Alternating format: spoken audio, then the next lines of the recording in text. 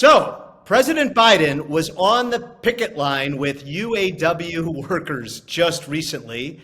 Some folks called this unprecedented, an intervention by the president in a strike. And you had a freak out by the neoliberal order that came at them, including, of course, Steve Ratner. Do you have any guess, Goldie, about his reaction? Well, I've seen his quote, so I know his reaction. He thought, can you believe this? He's shocked that a president would violate norms. What his point was that no president ever has gotten involved in one side or the other. They've always stayed neutral, which is, of course, not true, even when it comes to strikes. What's really shocking to these folks is that he's done it on behalf of workers. Goldie, do you happen to remember the last time a president decided to intervene in a striking workforce?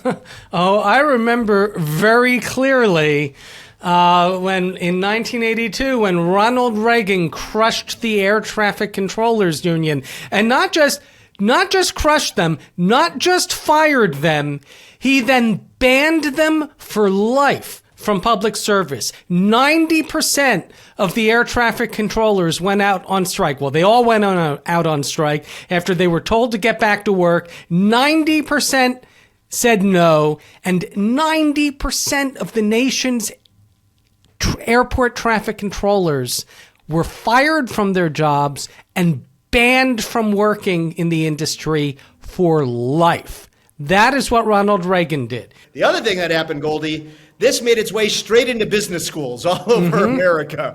They decided to use this as a case study for what to do. So right after that changed the tone, both in the bully pulpit sense, the conversational things that were going on, and it was decades worth of business school material telling people how to break strikes, how to break union workforce. And that had a massive impact for the next several decades leading up to now. Hey, let's talk a little bit about, though, Biden did something different here. Right. He used the bully pulpit completely differently. How do you see it? Yeah, and I think this was very intentional on his part, because he went and joined the picket line, went to the picket line, gave a speech in support of the workers. He told them, and this is a quote, "You deserve what you earned, and you've earned a hell of a lot more than you're getting paid now." That is a statement made in support of striking auto workers, and more importantly, in front of striking auto workers. He took sides, which is a really significant thing for a president to do.